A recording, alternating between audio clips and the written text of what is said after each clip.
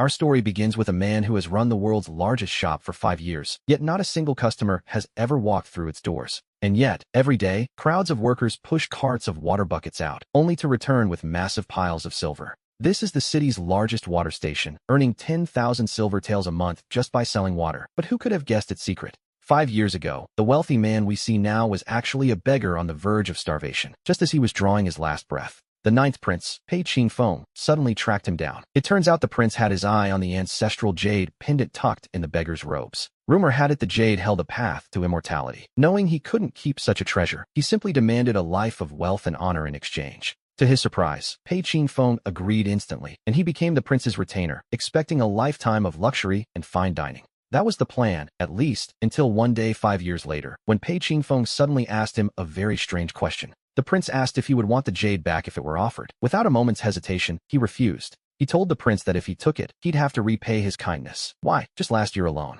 he had spent 3,000 silver taels. Even if he offered up his very heart and soul now, he could never pay back such a debt. He begged for the prince's mercy, asking only to remain by his side and serve him like an ox or a horse. Pei Qingfeng laughed, noting how carefree his official was to spend 3,000 silver taels in a single year. The prince remarked that a servant who knows how to spend money is a good servant, after all. In his eyes, it was better than being a useless waste who couldn't spend a dime. His laughter instantly cleared the heavy tension in the air. Only then did our protagonist quietly breathe a sigh of relief, having survived another day. He quickly offered a compliment about the prince's great virtue. As he watched Pei Qingfeng nod with satisfaction, his face remained respectful, but deep down, he couldn't help but laugh. Anyone else might have felt genuine, undying gratitude, but he was a transmigrator who cared nothing for feudal etiquette. Still, money is hard to earn and pride is hard to swallow. One must bow when under another's roof, and reality dictates that a man has to eat. However, the prince's next words made his heart skip a beat. He revealed that in this world, one can actually cultivate for immortality.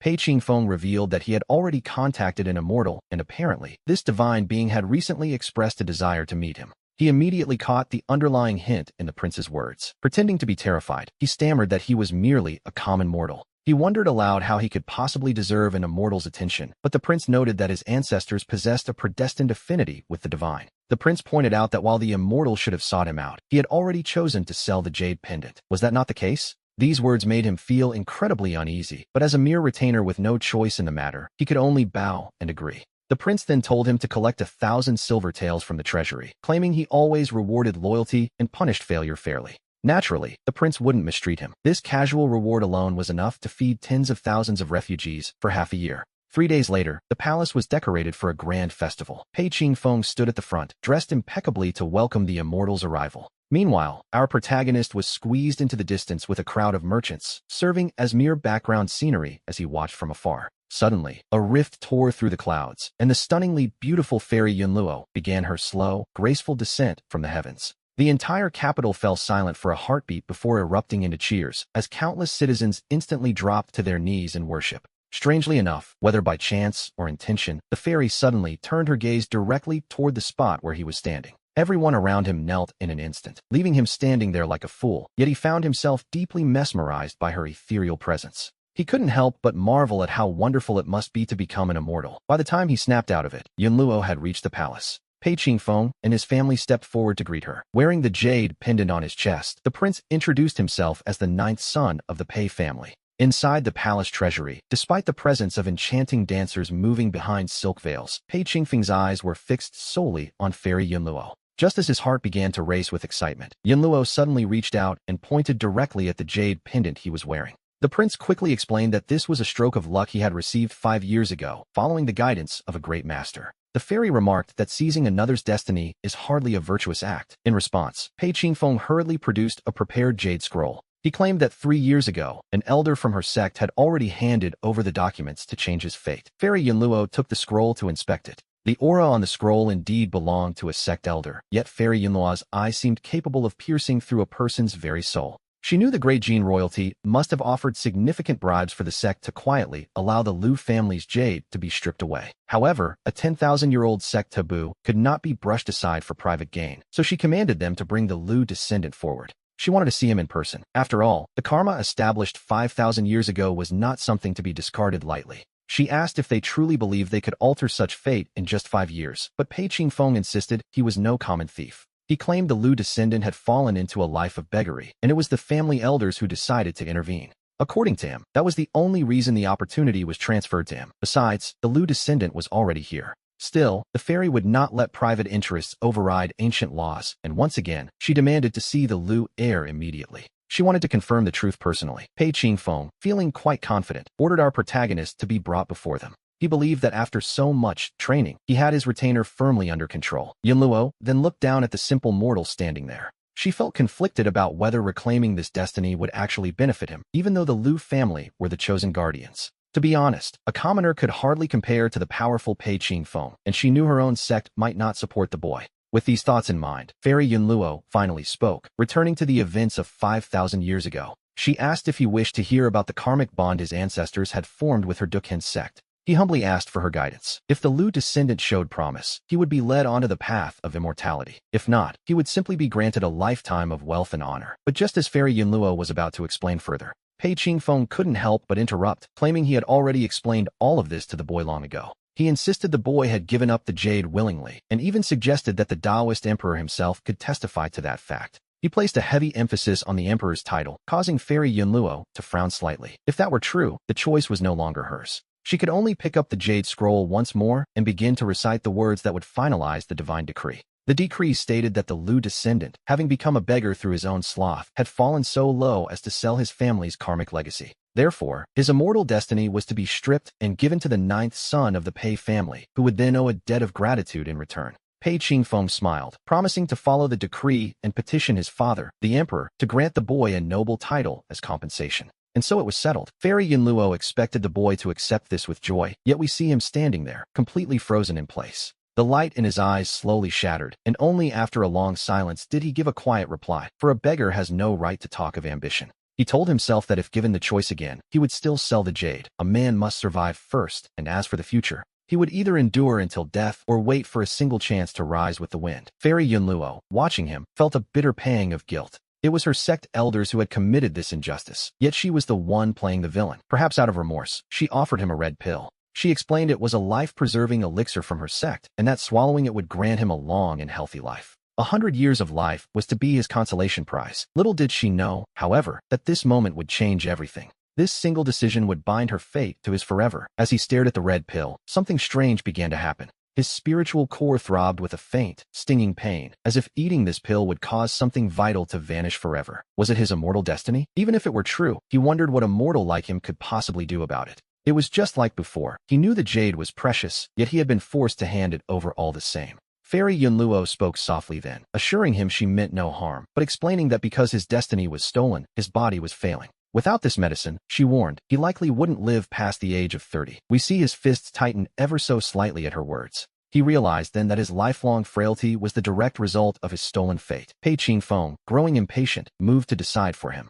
But suddenly, the boy looked up with a spark of defiance, asking the immortal if one could still practice cultivation without a preordained destiny. She replied that it was possible. While destiny is the will of heaven, every person still possesses their own innate life force. The founding ancestor of her sect, after all, was a man who defied heaven itself to become an immortal without the help of fate. Pei Qingfeng scoffed, asking how many founding ancestors there truly are in this world. He told the boy not to be overconfident and to just swallow the pill. He promised to grant him a hereditary title and a lifetime of unimaginable wealth and luxury in exchange for his cooperation. In the end, our young protagonist realized he had no more choice now than he did years ago. He swallowed the red pill, and in that moment, something shifted. The prince kept his word, granting him a noble title and a vast estate. That night, the palace was adorned with lanterns for a grand banquet. While the guests celebrated, the boy wandered off with a jar of wine, drinking until he reached the Dragon Bridge, where the cold wind began to sober him. He laughed at himself with bitter irony. To be honest, bowing and scraping had become his only way to survive in this world.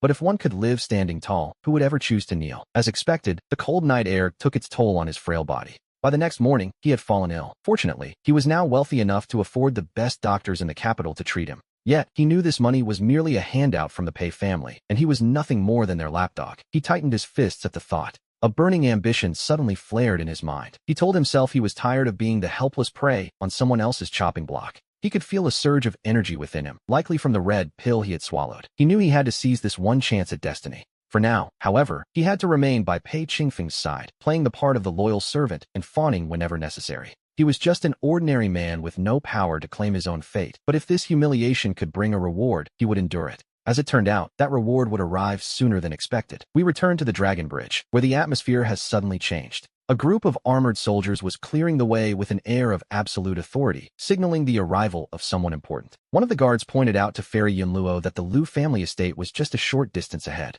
It cost tens of thousands of silver taels a year to maintain such a place, a life of pure luxury by any standard. Fairy Yunluo remained silent. She had no desire to involve herself in the darker dealings of her sect. She only sought a clear conscience. She had personally paid to compensate the boy and ensure the Lu descendants lived in comfort. By the time she entered the estate, he was already waiting. Though his face was still pale, he stood with a newfound dignity as he bowed to greet the ninth prince. He bowed deeply to greet Fairy Yunluo, and seeing such a respectful display, Pei Qingfeng's expression softened considerably. It seemed the boy harbored no hidden resentment. Seizing the moment, Fairy Yunluo explained that she had come today for a reason. She simply wanted to see how he was living, admitting that, in the end, she felt she owed him for what had happened. Unless she saw his situation with her own eyes, her heart would never be at peace. He thanked her for such kindness. He offered a polite, practiced smile. Yunluo could sense his distance and defensiveness, though, to be honest, she wasn't surprised. After all, she had allowed his opportunities to be snatched away. She asked if the Pei family's wealth suited him. It was beyond words, he replied. The title of Marquis granted by His Highness was already a massive blessing, and the additional estate and lands were more than enough. They allowed him to build a life. He told them that everything he had today was thanks to the protection of the prince and the fairy. He claimed he would never forget such kindness. Satisfied, Yunluo turned and began to walk out on her own. Pei Qingfeng and his entourage immediately scrambled to follow her, but as our protagonist saw them to the gate, something felt wrong. The personal guards who had entered with Pei Qingfeng didn't leave. Instead, they lined up behind him. Sensing trouble, he spoke cautiously. He asked the prince about the guards. Pei Qingfeng replied that the capital had been quite restless lately. He explained that he had specifically assigned these guards from the prince's mansion to protect the estate for him. As soon as the words were spoken, Yunluo suddenly looked up at the boy. She had detected a faint trace of killing intent. It was the first time she felt such intense emotion from him. At that moment, with his head bowed, a cold light flashed in his eyes. Since arriving in this world, he had survived countless crises. Caution was his rule, and safety was his absolute priority. These guards were like a butcher's blade held to his throat. Pei Qingfeng had just stepped directly onto his red line. And so, keeping his face calm, he tried to decline, noting that he was just a merchant and, by law, merchants couldn't keep private guards. Pei Qingfeng reminded him that he would soon be a marquis. This was the compensation agreed upon by the sect and the Pei family. He asked the boy quite pointedly, was he planning to defy an imperial decree? Which, naturally, was a question with only one safe answer. He thanked the prince for his grace, telling himself that since he had endured this long, he could wait a little longer. He knew he had to be even more cautious now, at least until the day he could finally push the Pei family into the abyss. Pei Qingfeng wore a smile of absolute satisfaction. Using power to suppress others was his greatest joy, but Yunluo secretly shook her head.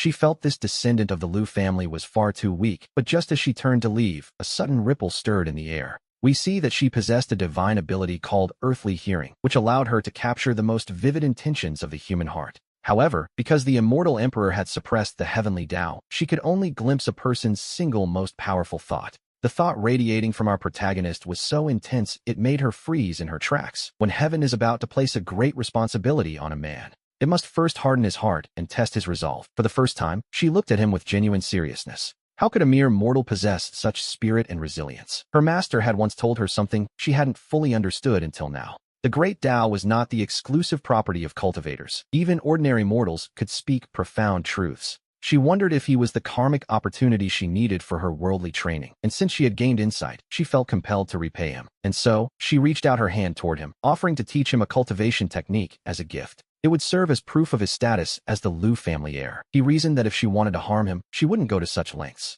He reached out and cautiously touched her fingertips. Seeing his timid behavior, Yunluo couldn't help but let out a small smile. She took his hand firmly, and in the next second, a cool sensation shot directly into his forehead, making his mind feel like it was exploding. Countless golden runes flooded his vision. The world began to spin, and to be honest, he couldn't make sense of a single word. A powerful force suddenly slammed into the center of his brow, as if trying to shatter the invisible shackles binding his very soul. It seemed his destiny could no longer be hidden. A moment later, a brilliant light surged through his consciousness. The impact of the golden runes awakened his hidden fate, the floating world sage. By gathering 10,000 years of Taoist essence and immortal wine, he could ascend to immortality in a single step. To hell with mere worldly wealth and power. He had found a much higher path. he was going to become an immortal. By the time he snapped back to reality, Yunluo had already vanished into the distance. As the visions before his eyes slowly faded, he turned to look at the 10 guards behind him, suppressing the darkness in his heart. Forcing a smile, he ordered his servants to fetch silver, telling the men that since they were now on duty at the Liu estate, it was only right to host a grand feast at the local tavern. Later that night, in a private room at the Longxiao night market, the 10 guards were completely intoxicated and led away by several young women, leaving him alone to calculate his next move. Pei Qingfeng was truly seeking death. Our protagonist usually had a good temper, but these guards were clearly a blade held to his throat. Pei had drastically underestimated him this time, while vastly overestimating the capabilities of his own drunken, useless subordinates. He closed his eyes to sense the golden runes in his mind, only to feel a sudden, violent vibration from his very fate. Those once obscure and difficult runes became instantly clear, and his 10 years of accumulated Taoist essence began to rapidly drain away. Before long, he successfully mastered the basics of the Duken technique, yet he couldn't bring himself to be happy. Only 1 year of essence remained. Gaining entry to the path had burned through 9 years of essence, and he had no idea where he might find more. This was a terrible bargain, to say the least. Still, he told himself to focus on cultivation, as the threat to his life was imminent. The Great Jin dynasty was like a sinking ship. This year alone, there had already been 3 major riots by desperate refugees. He knew he had to secure enough power to survive the coming chaos before the empire collapsed entirely, so he immersed himself in study once more. Unexpectedly, as his fate trembled, his cultivation level didn't rise, but his chi refining speed became unnaturally fast, almost as if he were cheating. He surged forward until he broke through the first stage of the Duken technique, but his essence was now completely exhausted. He was suddenly bankrupt. Without essence, his cultivation speed was far too slow. He had to find a way to replenish it. Meanwhile, back at the prince's palace, Pei Qingfeng stood at the entrance of Yunluo's courtyard, hesitating to enter because a stubborn donkey was completely blocking his path. This donkey following Yunluo was clearly no ordinary beast, so Pei lowered his voice and spoke with the utmost, if somewhat forced, respect. He mentioned that the kitchen had prepared some snacks he wished to offer the immortal, but the donkey simply kept eating its grass. The animal acted as if it couldn't understand a word of human speech, leaving Pei Qingfeng standing there in awkward silence. Yunluo had been in the capital for several days now, yet Pei Qingfeng hadn't managed to secure a single private meeting. At this point, if Yunluo so much as nodded in his direction, he would be over the moon, a truly devoted follower, to be honest. After a moment of hesitation, Pei Qingfeng had no choice but to leave the pastries behind and depart with a sense of lingering frustration. The donkey picked up the box and trotted into the courtyard, suddenly speaking in a human voice to tell Yunluo that the Pei boy had sent a gift. Munching on the cakes, the donkey remarked that no matter how high one's cultivation, in this land, one must eat like a mortal. Besides, the donkey added, the Pei boy had talent and status, and the Duken sect didn't exactly require its members to live as celibate hermits. Yunluo glanced over, asking if the beast had also taken a bribe from the Pei family. It turns out the emperor had offered a 1,000-year-old herb. She noted that she'd assumed the donkey was just getting senile or had kicked its own head. To be fair, she didn't hold back her sarcasm. The donkey wasn't offended, simply laughing and saying that only a fool would turn down such easy benefits for just a few words. Furthermore, they still needed the Pei family's resources to organize the search for the elixir of immortality. And this, we learn, was the sole reason Yunluo had set foot in this land of immortals in the first place. It was the ultimate goal the Duken sect had been planning for 10,000 years. Then, the donkey suddenly changed the subject. He asked why she had given the boy their core technique, wondering if she liked him. She simply replied that the sect owed him. The donkey called her pedantic, just like her master, noting that the Duken technique was so difficult the boy would likely never master it. Hearing this critique, Yunluo hesitated and suggested she return the next day to give him a more ordinary technique instead. The donkey groaned, telling her that visiting him repeatedly would only put the poor man in grave danger. The Liu descendant was just a vassal, after all. Fortunately, the boy was clever enough to try and stay as far away from her as possible. The donkey was utterly speechless at her lack of social awareness, so Yunluo humbly asked for advice on how to approach Lu Xing. Seeing her sincerity, the donkey's playful side emerged, suggesting she simply climb over the wall at night to hand him the manual. That way, she wouldn't cause him any trouble. Yunluo nodded, agreeing that this would indeed keep the Pei family in the dark. And so, after offering her thanks, she leaped into the air and vanished into the night. Little did she know what was coming next. The donkey watched her departing figure and began to laugh so hard he practically doubled over. A fairy having a secret midnight rendezvous with a mortal. How interesting. Not long after, Yunluo arrived at Lu Xing's estate. However, she immediately ran into a major problem. She had no idea which room he lived in, as the Emperor's city was a strange place. Many of her techniques simply wouldn't work here. She searched until dawn without finding him and was forced to return to her courtyard in frustration. Meanwhile, Pei Qingfeng was already standing outside her gate with a box of breakfast, politely requesting an audience with Fairy Yunluo. The donkey just yawned and kept eating grass. No one was getting inside. After all, he was the guardian beast of the Dukhin sect. If anyone dared to lay a finger on Yunluo, even the emperor himself would face total soul destruction. To be honest, he wasn't exaggerating. Yunluo carried the destiny of resurrecting an immortal, one who could very well become the only true immortal in the world. Lu Xing, of course, had no idea about Pei Qingfeng's current predicament as he rode through the streets with his guards. He reached his front door and dismounted. His guards were already panting for breath, yet he, who was supposedly frail and sickly, felt fine. His face wasn't even red. It seemed that breaking through the first stage of essence refining had significantly boosted his physical stamina. Still, he decided to play along and faked a few gasps of air. The captain of the guards looked at him with newfound respect. The captain remarked that although Lu Xing was a merchant, he had the spirit of a true man. Lu Xing replied that the estate's safety was in their hands. He casually called the man general, and the captain was so flattered he practically started floating. It had been less than a day, after all. The guards were already treating him with great courtesy, turning a blind eye to his actions. His silver had certainly done its job. It was money well spent. Afterward, he entered the estate alone and asked his steward, Xiao Cheng, to bring all the family's old ledgers. But what the steward didn't realize was that Lu Xing wasn't auditing the books. He was looking for the source of their luck. Since the Pei family had long been connected to the immortals, Pei Qingfeng had to be practicing, and cultivation, naturally, required medicine. Naturally, buying medicine meant the money had to flow through the accounts, and as Lu Xing flipped through the ledgers, he suddenly paused with a smile. On the third day of the third month, a palace eunuch named Zhao Feng had taken 20,000 silver taels to purchase purple rime immortal fruits. These fruits were said to extend one's life, and because the nobility treated them like treasures, the imperial court had classified them as tribute. Lu Xing told Xiao Cheng to go buy some, but the steward looked worried, noting that obtaining imperial tribute wouldn't be easy. Xiao Cheng explained that there was only one official way to get such things, and that was through a direct reward from the emperor himself. Lu Xing cursed silently, thinking that if the Pei family was devouring all the good resources, the great Jing dynasty was surely doomed. He told the steward that if the official path was closed, they would find an unofficial one, using a welcome feast for his guards as a cover. We see them return to the brothel where, this time, the guards needed no encouragement and headed straight for their favorite rooms. After a long wait, Xiao Cheng finally entered with a box, looking physically pained as he placed it on the table before his master. The price was absurd. For just a few fruits, they had charged 100 taels, and Lu Xing picked one up, asking how he'd managed it. Xiao Cheng took a sip of tea to calm his nerves, explaining that large pharmacies sold them privately, though their stock was quite limited.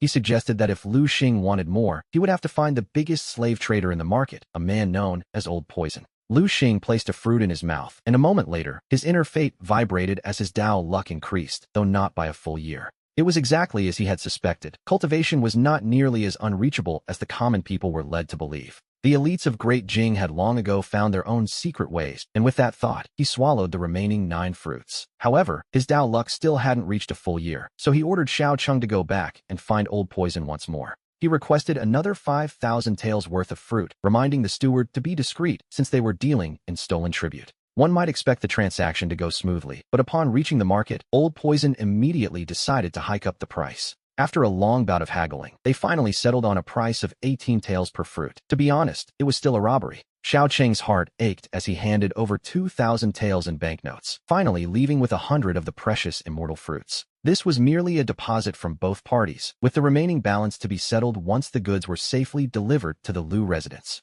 However, we see that as soon as Old Poison saw Xiao Cheng off, he immediately carried a bowl of medicine to a secluded room. He knocked softly 3 times, announcing that the young master's medicine was ready, and after a moment, a somber voice responded from within. The voice asked why that man was buying so many immortal fruits, to which Old Poison replied he wasn't sure, though it was likely another seeker. The young master scoffed, noting that if someone needed so many fruits for help, their talent was clearly pathetic and couldn't match half of his own. Old Poison's spirits lifted instantly as he asked if the master had succeeded, and the reply was confident it would take 1 to 3 months. He was already halfway to his goal, and the voice behind the door carried a distinct pride, for even under heaven's limits, one could still rise. By improving one's foundation, a supreme Dao base could be forged, offering a chance at immortality, a feat for which Old Poison offered his congratulations. Overcome with excitement, Old Poison knelt right then and there. After all, it had only been 5 years since the path to immortality reopened. To have completed half a Dao base already made his master a peerless genius. Meanwhile, back at the brothel, Xiao Cheng had finally returned.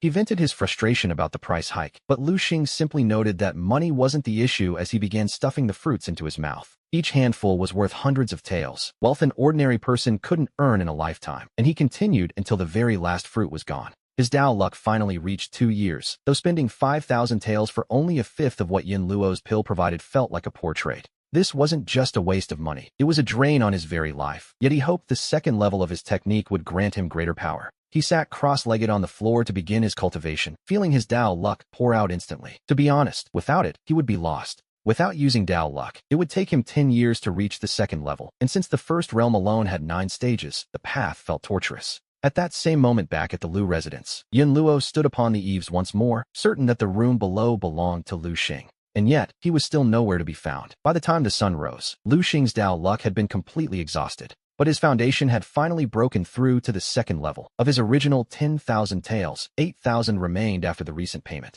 When he finally opened his eyes, however, he suddenly felt a strange, unexpected sensation coming from beneath his body. Looking down, he decided the money hadn't been wasted after all. It seemed his body's physical functions were finally fully restored. Previously, he had felt like a defective, half-broken product, but reaching the second level of the technique had finally mended those flaws. Meanwhile, back at the prince's manor, we see Yin Luo scaling the walls once more. After 2 busy nights, she had confirmed only one thing.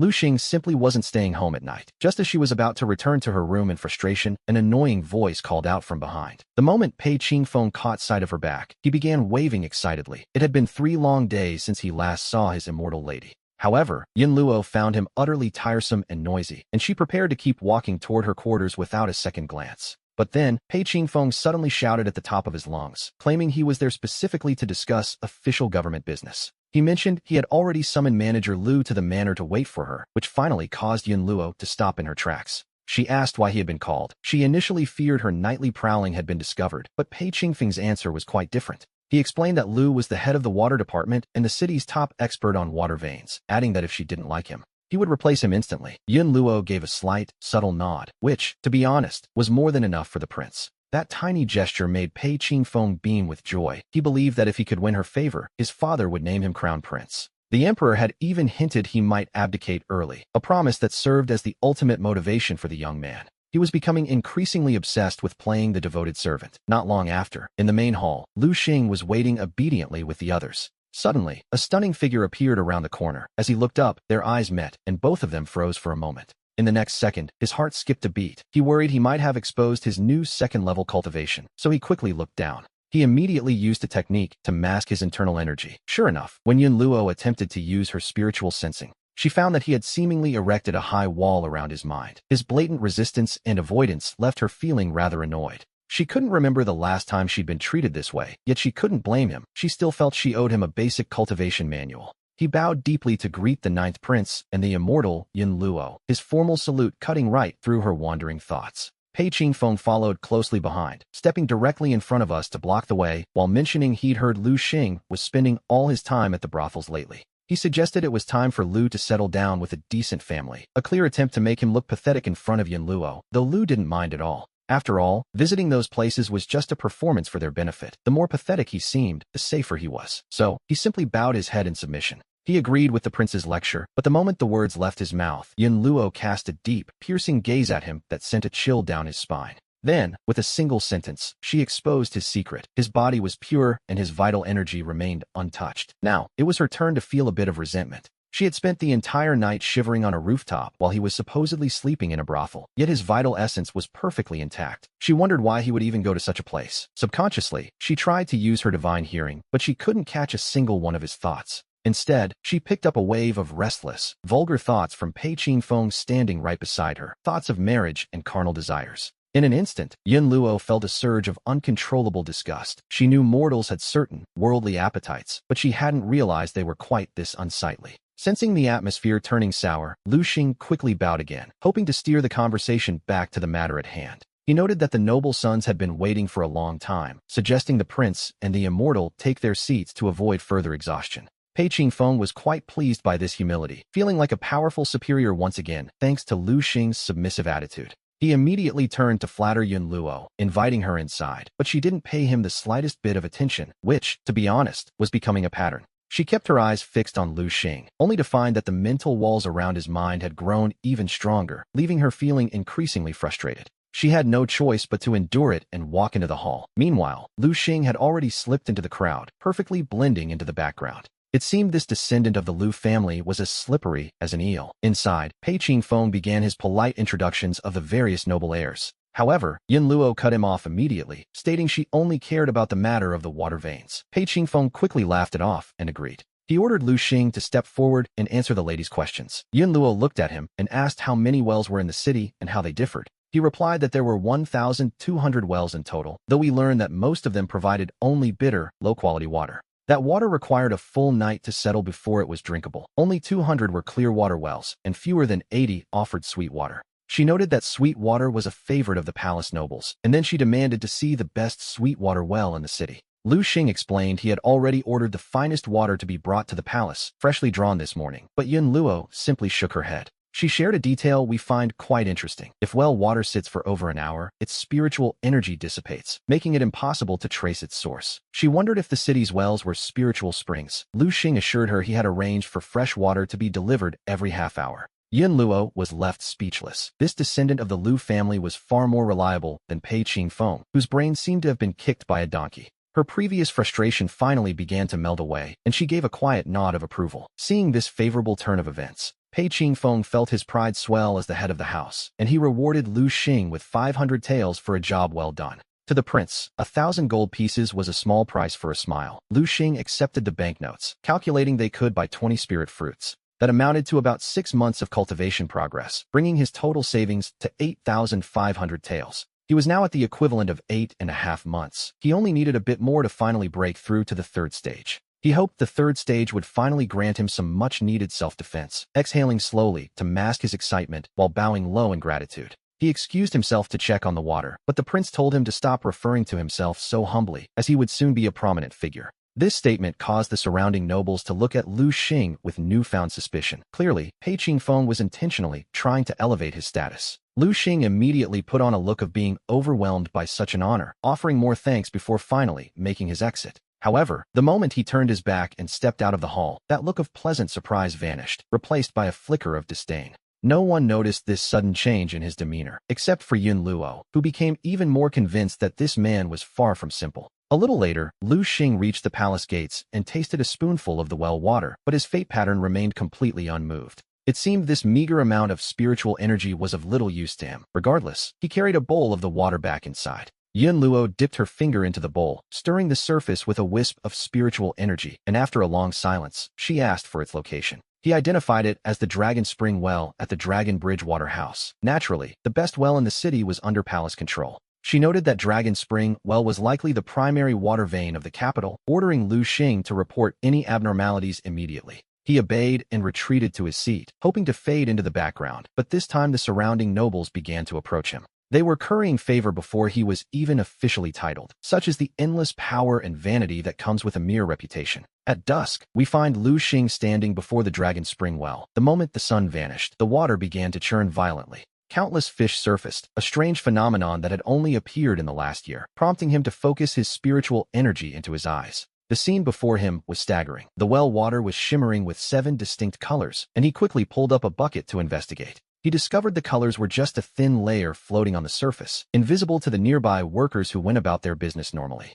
Then, he took a small sip from a ladle, and in the very next second, something entirely unexpected happened. His fate pattern vibrated. This time, it was actually increasing his immortal brew, a small amount, perhaps, but he finally knew how to obtain it. He quickly took 2 more sips until the colorful substance vanished, and the well returned to its usual, tranquil state. The immortal brew was still 1/3 of a unit short, but if he could drink this daily, he would have 20 units in a month. While stolen essence enhances physical properties, immortal brew is tied to immortal destiny. Yet, aside from his ancestral jade pendant, he had no leads. He decided not to overthink it, as more pressing matters were at hand. Half an hour later, a delivery arrived. Xiao Cheng delivered the second batch of immortal insects, 100 in total, which would provide 2 years of cultivation progress. After deducting 2,000 taels, his savings stood at 6,500. He then dismissed the guards on duty for the night. He returned to his room to meditate, but he had no idea that Yin Luo had quietly drifted into the courtyard outside. The moment she approached the house, she sensed something was wrong. To become an immortal emperor, one must possess a heavenly bone.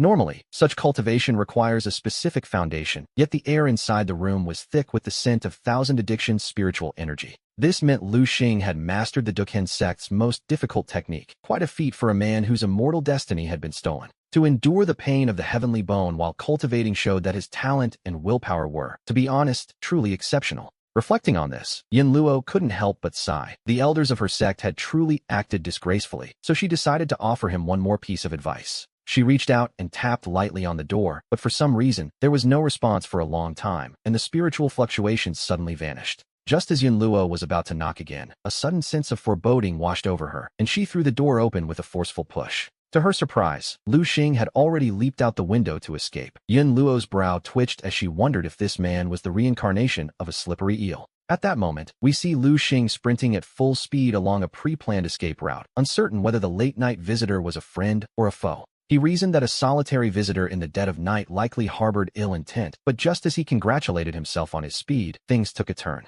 The crisp sound of a water droplet echoed in his ears, and suddenly, he found himself frozen in place as a voice asked why he was running. Yin Luo's gentle voice drifted down from above, asking if he thought she would eat him. Lu Xing, thick-skinned as ever, bowed and greeted the immortal. Yin Luo's lips curled into a smile as she noted his frantic running didn't look much like a greeting, while he kept his head low, explaining his caution. He told her that after years in business and surviving countless assassination attempts, he would be nothing but bones if he weren't so vigilant. Then, changing the subject entirely, he asked what business could possibly bring a celestial lady to his humble home so late at night. She explained she was there to teach him a simpler qi refining method, reaching out her hand and telling him it would only take a moment. Lu Xing was certain she had seen through his hidden cultivation, and though he knew this was a test, he decided on a different approach. He chose to be honest about mastering the Duken technique. Since he could no longer hide it, he would use the truth as his shield. After all, she was the one who gave him the manual, even though the Duken Foundation was a core secret that few had mastered in thousands of years.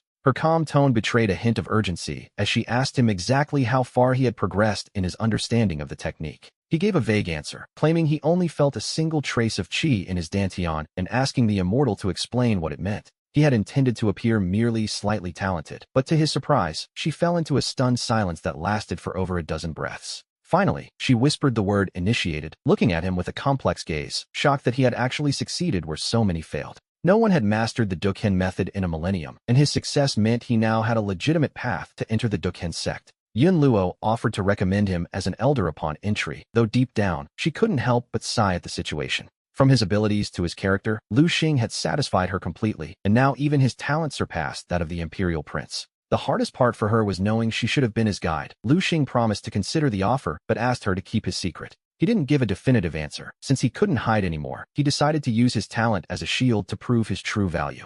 Yin Luo nodded, noting the sect didn't forbid outsiders from learning the Duken method, and told him to find her once he had decided. She prepared to have him escorted out of the territory, and as she turned to leave, Lu Xing apologized for his poor hospitality. It was merely a polite gesture, but Yin Luo interrupted him with a light laugh, saying that if he truly wanted to be a good host, he wouldn't be so guarded. She reminded him that cultivation is like rowing against the current. Perfection is impossible. Lu Xing began to explain. However, she interrupted him again, declaring that of the 36 immortal methods, the Duken technique was the greatest in the world. She felt a flicker of irritation, perhaps even jealousy, that the only person to master it would still refer to himself so humbly. Despite being interrupted twice, Lu Xing didn't feel any anger. Instead, he grew even calmer as he began to speak. He told her that a humble origin is no disgrace, and that a true man knows when to yield and when to stand tall. He claimed that his humble words were merely a necessity for survival, leaving Yin Luo stunned as all his composure vanished in an instant. She lowered her head slightly, admitting she had spoken out of turn, and hurriedly turned to leave. But after only 2 steps,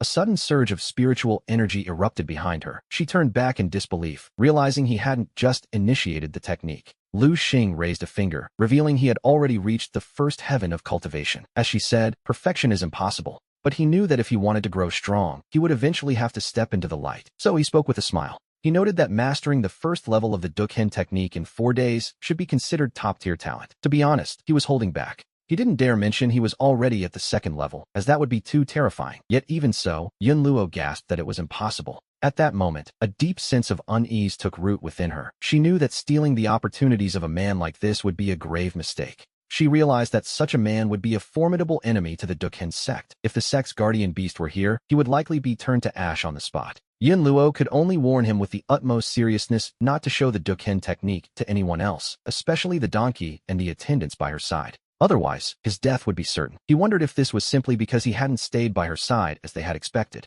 With his talent being among the world's elite, he could become the next sect leader if he joined, but her uncles and elders would never allow his existence. She suggested contacting her master so that the Duken branch could arrange a place for him to hide. A reasonable plan, all things considered. This was the best solution Yin Luo could offer, yet Lu Xing refused it, followed by a rather peculiar statement. He reminded her that she had just said the Duken sect doesn't forbid outsiders from learning their immortal methods. She asked if he wanted her to teach him more techniques without him actually joining the sect. Lu Xing simply nodded, as he was still learning the ropes. After all, he was currently lacking in powerful techniques. After a long silence, Yin Luo actually agreed, and just as he was about to thank her, she surprised him once again, declaring she would teach him not only the public techniques, but the secret ones as well. Yin Luo was no fool. She saw a genius with no backing, and knew that by offering a little help now, she might reap a thousand-fold return in the future. Lu Xing realized this too and solemnly promised to repay her kindness, no matter the cost. Revealing his talent had only been the beginning. The real goal was to secure actual benefits for himself. After all, if he didn't show his worth, why would anyone invest in him? A short while later, we returned to the courtyard, expecting the lesson to begin. Instead, she posed a strange choice. She had the Duken sword art and the Goasian spear art available. The former was one of the sect's top 10 sword styles, while the latter was a mere refinement technique. He paused to consider his options. Common sense suggested the sword style was superior, yet, curiously enough, he chose the Goasian spear. Since his heavenly arts were currently suppressed, the spear wasn't the absolute best, but it was something he could master in a very short time. However, the moment he took Yin Luo's hand, both the Goasian spear and the Duken sword art flooded into his mind simultaneously. She looked at him with satisfaction, noting that her master had once asked her the same question. She felt her master would truly like his resolve. Dawn soon broke, and as we watched Lu Xing gaze at Yin Luo's departing figure, he marveled at how easily he had acquired a top-tier sword technique. He had gained a spear art that ordinary martial arts couldn't hope to match, and even earned the favor of a fairy, all in one night. This, he realized, was the true benefit of displaying talent. With a chaotic world approaching, he had to hasten his cultivation to protect himself. Over the following month, by consuming the Dao luck within his mind, he successfully mastered the first form of the Duken sword art. He even pushed the Goasian spear to its foundational level, but the Dao luck that accelerated his progress was beginning to run dry. Naturally, he turned to his confidant, Xiao Cheng, to ask if any other sources of immortal items had been found, but the man only frowned. Xiao Cheng explained he had found 3 sources, but none could handle a 10,000 tael deal. The previous dealer was simply hiking prices to drain his silver. Just as Lu Xing began to worry about replenishing his resources, Xiao Cheng spoke up with a slight, embarrassed blush on his face. He mentioned another lead. The Dragon Tiger pills from Maple Leaf Pavilion were made with immortal fruits, and if Lu Xing wanted them, the price wouldn't be an issue, though he wouldn't be able to hide his identity. After a brief thought, Lu Xing made his decision. He ordered the pills to be bought. By evening, as he prepared to leave, a servant suddenly approached him looking incredibly nervous. The man whispered that he had seen a yellow dragon inside the Longquan, while the previous night, Lu Xing narrowed his eyes at the news. It was normal for spirit springs to house beasts, which usually meant treasure. For the next few days, he visited the water room at sunset. He would draw a bucket of well water to replenish his immortal brew, yet the elusive spirit beast remained nowhere to be found.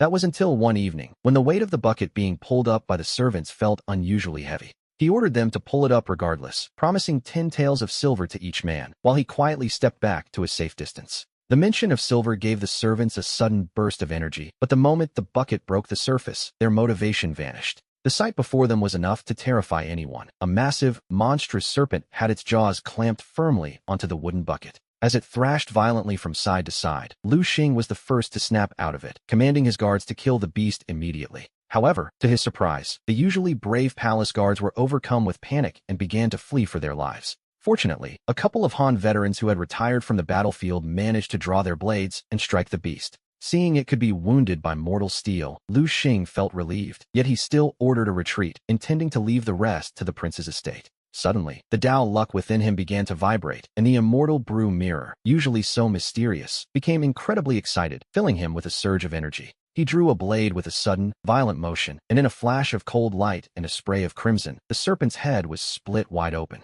He casually flicked the blood from his blade and immediately ordered everyone to pull the monster out of the well. He knew the people from the prince's estate would arrive at any moment. They weren't coming to help, but to seize the prize. Under his urgent command, the massive serpent was finally hauled onto the ground. As he touched the carcass, the vibrations in his mind grew stronger, reaching a fever pitch as his hand neared the creature's head. Anything that could make the immortal brew react like this was surely a treasure, so he swung his blade at the skull, only to hear a loud, metallic clang. The bone was far tougher than expected. At that moment, Xiao Chang came running toward him in a frantic rush. He warned that eunuch Feng had arrived with the prince's personal guards. Lu Xing told him to stall them by any means necessary. After dismissing Xiao Chang, he ordered the workers to smash the serpent's head, but while the bone cracked, it refused to break open completely. Realizing time had run out, he took a more direct approach and ordered the men to pry the serpent's massive jaws apart. He leaned half his body inside the creature's mouth, sliced through the soft cartilage of the lower jaw, and reached deep inside. Foul-smelling slime coated his face, but he didn't care. The source of his joy was right there, just an inch away.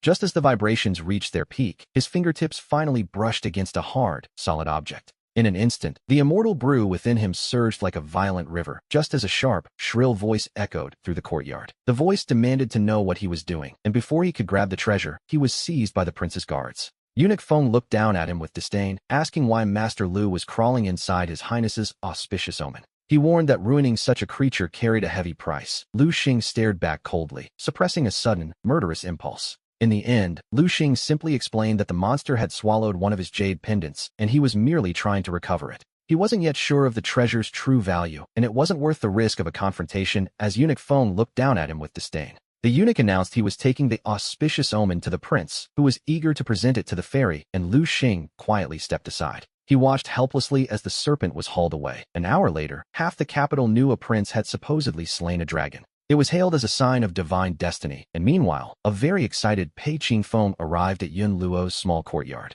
He stood before the divine donkey and declared that he had found the immortal fate the Dao sect was seeking, requesting an audience with the fairy. Since it concerned the elixir of immortality, the donkey didn't make things difficult this time and trotted back into the courtyard. A minute later, it returned with the message that Yun Luo would see him. 5 words that nearly made the love-struck Pei Qingfeng jump for joy. He rushed into the garden, and a moment later, Yun Luo emerged, though Pei Qingfeng's constant chattering was clearly beginning to irritate her. She couldn't help but think of Lu Xing. He was never this talkative, often leaving her to ponder his true intentions instead. When Yun Luo finally saw the serpent, her eyes lit up instantly as she asked where it had been found, prompting a proud smile from Pei Qingfeng. He claimed her request had kept him awake at night, and that a sudden whim had led him to the dragon's spring well that very day. He told a grand tale of how he encountered the monster and, after a fierce battle on horseback, finally managed to take the beast down. However, Yun Luo immediately guessed the truth, that it was Lu Xing, the guardian of the well, who had found it, and she felt a slight stir in her heart. She told him he had done well and needn't do such things personally anymore. Pei Qingfeng, convinced she was worried for him, was suddenly walking on air. Yun Luo ignored his daydreaming and raised her hand. With a flick of her wrist, a streak of spiritual light flew out from the serpent's head. The treasure vanished into her sleeve before it could even be identified, and that night, we find Lu Xing sitting alone in his room, deep in thought. Just as he was wondering how he might get close to the serpent's carcass again, a familiar voice suddenly echoed from outside his door. He opened it to find Yun Luo holding a glowing bead, the black serpent spirit pearl, a genuine spiritual treasure meant for him. He realized then that being looked after like this was quite pleasant, even if it made him feel a bit like Pei Qingfeng as she walked inside. She picked up a volume from the bookshelf and flipped it open without the slightest bit of hesitation, while Lu Xing felt a sudden, desperate urge to stop her. There were certain things in there not meant for public eyes, yet even those worries were quickly overshadowed by the allure of the glowing pearl. He stepped forward to take it, feeling as though something lost had finally returned, while Yun Luo asked if he possessed a method for refining treasures. When he asked the fairy to grant him such a method, Yun Luo couldn't help but let out a soft laugh before finally reaching out her hand. He took her hand naturally, and a surge of clear energy instantly flooded his mind. The true explanation of spiritual treasures, a complete textbook for magical artifacts. Deep down, he couldn't help but feel that being taken care of like this was quite wonderful as the spiritual energy continued to settle within his consciousness. This knowledge was essentially a masterclass in divine tools. Feeling truly grateful, Lu Xing bowed deeply to express his sincere thanks. He promised the fairy that he would remember this kindness forever, and that if she ever had need of him in the future, he would go through fire and water without a second thought. Yun Luo simply nodded, knowing well that he now owed her a significant favor. Though his approach was a bit pragmatic, she preferred it over him asking for nothing at all. Then, Lu Xing asked about the serpent monster he had slain. He wondered if it was truly a demon, but Yun Luo's answer was startling. It wasn't a snake at all, but a catfish that had used medicine to transform. By attempting to transcend its form to become a dragon, she explained, the creature he killed might have actually been a dragon seed. He remarked that this supposed dragon seemed rather weak, but she corrected him. It wasn't the creature's weakness, but the harsh laws of this mortal realm. Such is the heavenly power of the great Jing Empire. That night, Yin Luo stayed in his home again, patiently teaching him the secrets of the spiritual treasures. Only after he had fully digested the knowledge did he begin the actual refinement. But as he injected his divine sense into the pearl, something happened. The phantom image of the serpent monster suddenly rose up, spiraling through the air like a great dragon looking down upon him with cold eyes. In the next heartbeat, the dragon lunged forward with terrifying speed, yet Lu Xing reacted instinctively and struck out with a single, decisive sword blow. The serpent was instantly sliced in two, but strangely enough, it reappeared a moment later. This time, however, it was no longer baring its fangs. Instead, it looked at him with pure terror. This, he realized, was the effect of the immortal brew, allowing him to defy fate and seize this treasure's power. There was no need to worry about the treasure's spirit being erased, especially as the serpent began to nuzzle his ankle as if begging for mercy. Instead of showing mercy, he slammed its head into the ground and struck again. Even when the serpent revived, it continued to beg for its life. Realizing the creature was merely hiding its strength, Lu Xing cut it down repeatedly until the immortal brew was finally exhausted on the fifth attempt. As the spiritual energy settled, he slowly opened his eyes and curiously asked the fairy who the greatest master of refining treasures truly was.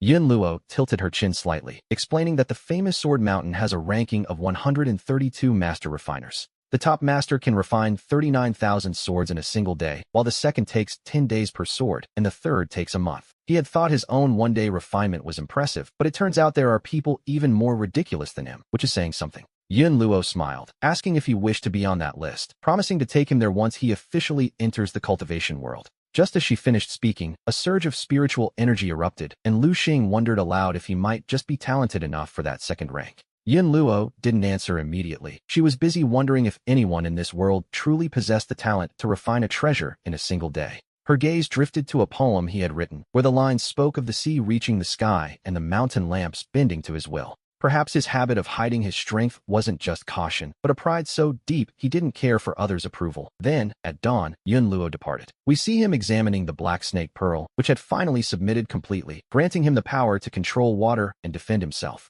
It could even accelerate his cultivation speed, though he noted it was still far less effective than the Taoist rhyme he had experienced before. While he was reminiscing about the immortal fruit, Xiao Cheng entered with a small box containing the dragon tiger pills he had requested. Each pill cost 50 silver taels, but as soon as he tasted one, he felt his Taoist rhyme increase by a significant margin. It was equivalent to 5 immortal fruits. He realized with excitement that the expensive medicines in the capital were likely all spiritual herbs. They all contained the essence he needed, but he noticed Xiao Cheng staring at him with a look of utter bewilderment. The servant awkwardly asked if he needed a companion to help release the pill's heat, fearing the potent medicine might harm his master's body. Lu Xing shook his head, explaining he needed the pills for a specific internal technique, noting they came from the famous Qianfeng Pavilion. Xiao Cheng warned him that these items were strictly rationed, and if he wanted more, he would have to visit the Qianfeng Pavilion in person. He calculated that 50 immortal fruits would take a year to yield Taoist rhyme at a cost of 1,000 silver taels, while 10 dragon tiger pills cost 500.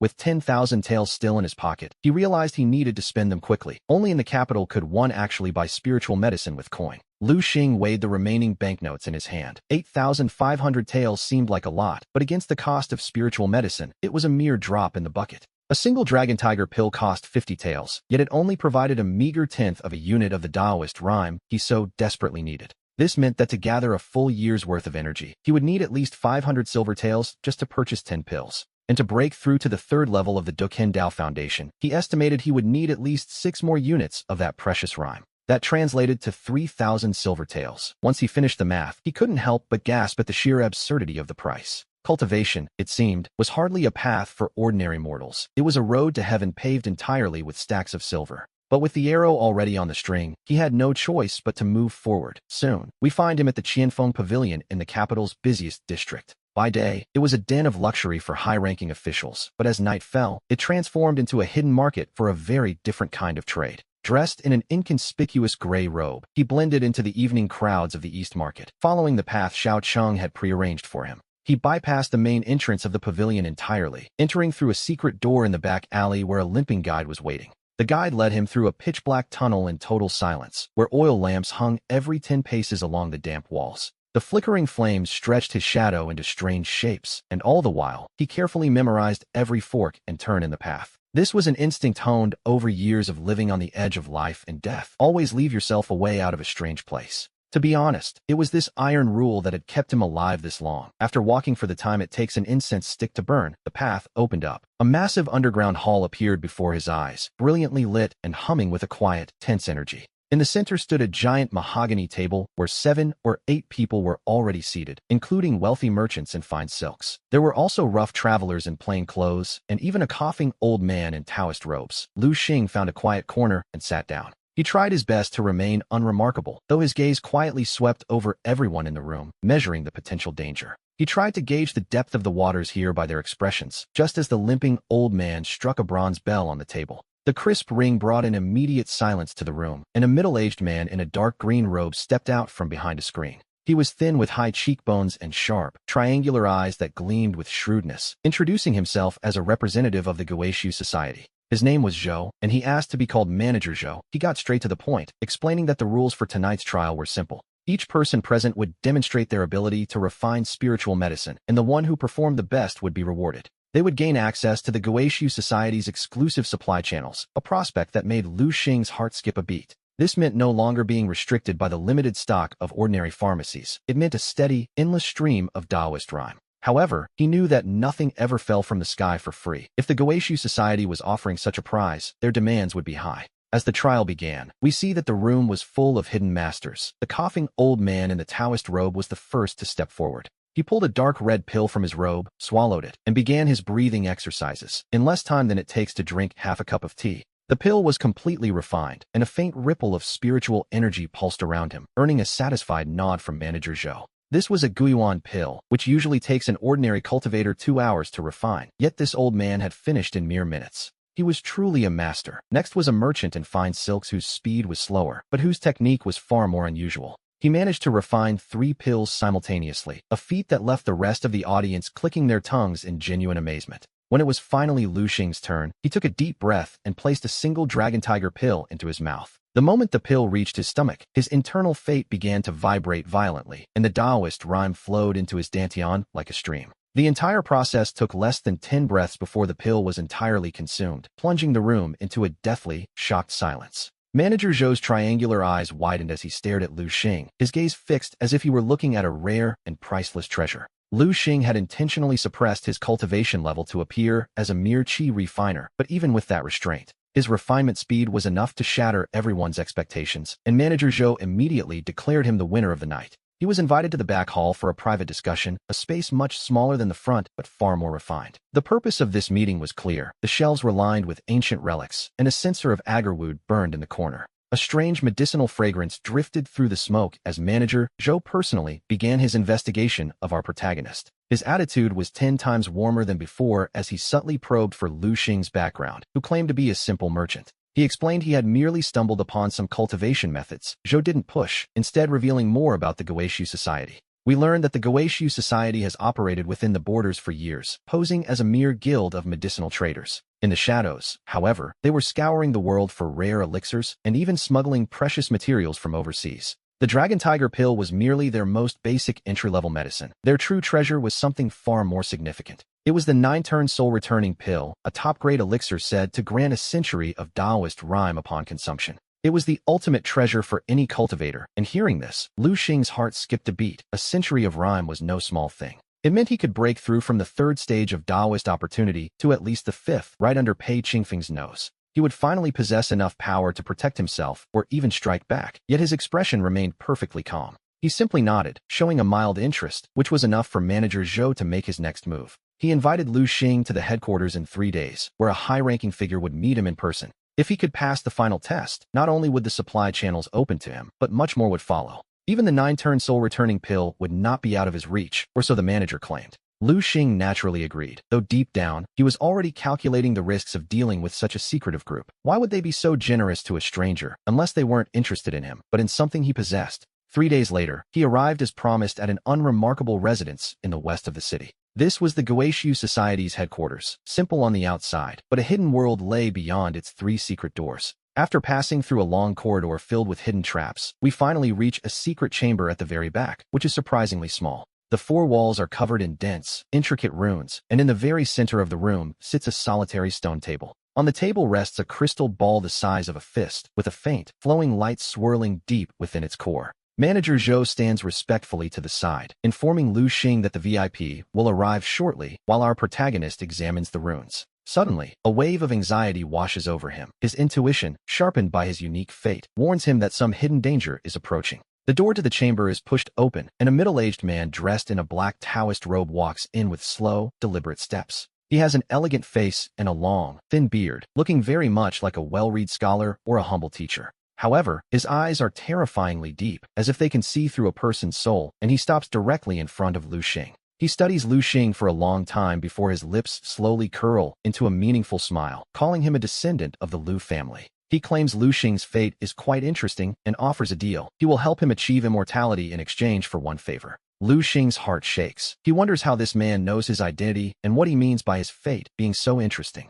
The atmosphere in the secret room suddenly freezes, and without anyone noticing, Manager Zhou has already quietly slipped away. Only Lu Xing and this mysterious Taoist remain, locked in a gaze where those deep eyes hide secrets he cannot yet fathom. Deep down, he knows that from this very moment, he has stepped into a much larger and more dangerous whirlpool. The man, Xianjizi, lays out a simple deal. He will provide the 9-turn soul-returning pill and the Guishu body-refining technique. In return, Lu Xing must help him steal the Destiny Tablet, an ancient relic suppressed beneath the capital by the Great Qing sect. His heart pounds like thunder, yet he maintains a perfectly controlled expression, pretending to have no idea what this Destiny Tablet even is. He lets a hint of confusion flicker in his eyes, a calculated move, though Xianjizi clearly sees right through the performance. The Taoist doesn't call him out on the lie, however, and instead begins to patiently explain the history of the artifact. That stone tablet is an ancient divine stone, placed there 3,000 years ago by the Great Qing sect to suppress the land of immortality. It is said that the ultimate secret of immortality is recorded upon it, and whoever possesses it holds the key to the heavens. A storm of emotion surges within Lu Xing. The secret of immortality is, after all, the very thing he has always dreamed of. But reason tells him that if Xianjizi is willing to reveal such a secret, he has no intention of leaving any room for refusal.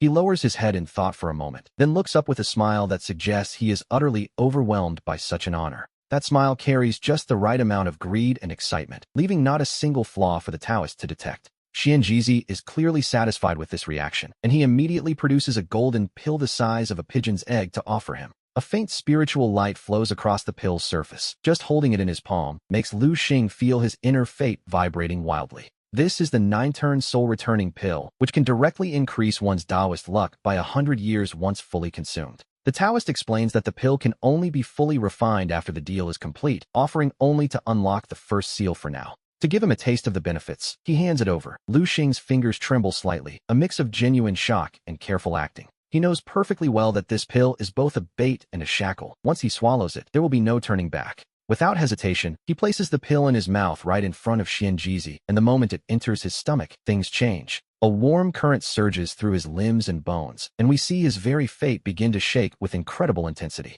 His Taoist luck skyrockets from 2 years to 12. Meanwhile, Xianjizi reaches out and presses a hand onto the top of his head. A complex and mysterious technique is poured directly into his mind, the Guishu body refining technique. It is a method that tempers the physical body without needing spiritual essence, far more overbearing than the technique Yinluo gave him. It is also far more dangerous. As he closes his eyes to sense the flow of the technique, he is secretly alarmed by its path. The Guishu technique uses the physical body to carry spiritual energy, requiring the practitioner to draw the world's essence directly into themselves. It tempers bones and meridians directly, where the slightest mistake could lead to a violent death, yet the rewards are equally staggering. If mastered, his physical strength alone could rival a foundation establishment cultivator, and the cultivation speed is incredibly fast. With enough spiritual medicine to support him, he could master the basics in just a few short months. Once the technique is imparted, Xianjizi dismisses him, but not before offering a final piece of information. The Destiny Tablet is hidden deep within the imperial tombs beneath the capital, with the entrance at the bottom of Longquan Well.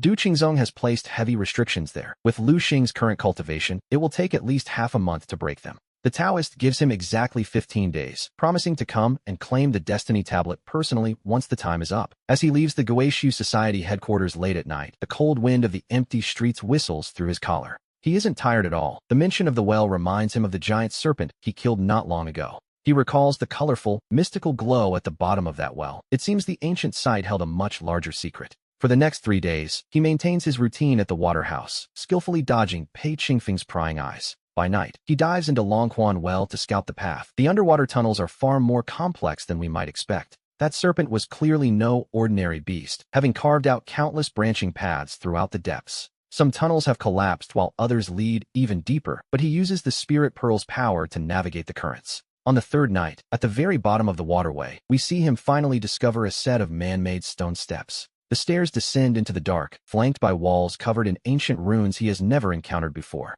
He can feel the raw power within these seals as he walks downward for what feels like a full hour. Finally, he reaches a massive underground palace where a 10-meter-tall black stone tablet stands in the center. Faint blue spiritual light flows across its surface. This, without a doubt, is the legendary Destiny Tablet. As he moves closer, the ground suddenly erupts in glowing patterns, and a massive force flings him backward. He slams into the stone wall and spits out a mouthful of blood, finally seeing the true layout surrounding the tablet. It is a precision-engineered ceiling formation, covering the entire floor like a dense, shimmering spiderweb. Lu Xing sits cross-legged, activating the Duken Heart technique to synchronize his energy with the formation's rhythm. After an hour, we see him locate the core of the seal, a spiritual elixir floating at the formation's eye. The pill is a deep crimson, emitting a familiar fragrance that causes his pupils to contract in sudden shock. It is the life elixir Yunluo gave him. The shape and the scent are exactly the same. Identical, in fact. Even the rhythm of the flowing spiritual light is indistinguishable, and 1,000 thoughts begin to race through his mind.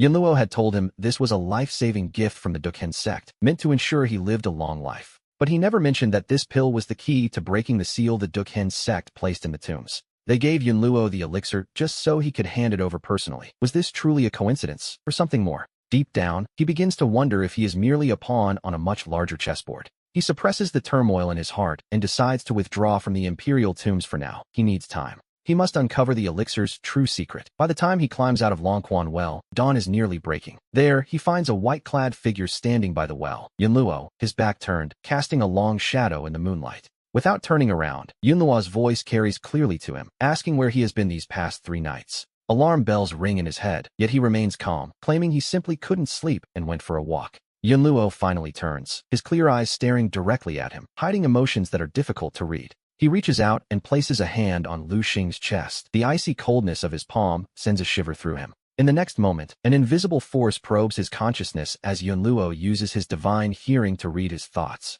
He desperately tries to build a mental wall with his technique, but it proves as fragile as paper against Yunluo. Yunluo withdraws his hand, his face turning pale. You've been to the tombs. You want the Destiny Tablet. Lu Xing doesn't deny it, knowing it would be useless. He simply asks why Yunluo gave him that elixir in the first place. He asks what the Duken sect intended to use him for, and Yunluo freezes, clearly not expecting such a direct question. After a long, heavy silence, Yunluo finally speaks, his voice carrying a distinct trace of exhaustion. He explains that the elixir was indeed a life-saving gift from the sect, but giving it to Lu Xing was his own choice. He claims he never knew it was a key, nor that Lu Xing would come this far, an explanation that makes Lu Xing's heart waver. However, logic quickly suppresses that emotion as he asks what happens if the Destiny Tablet is moved. Yunluo's expression darkens. He reveals that the tablet is the core used by the Duken sect to suppress the Immortal Emperor. If moved, everything changes. The suppression of the heavenly Tao within the Great Forbidden Realm would collapse, and every suppressed cultivator would regain their full power.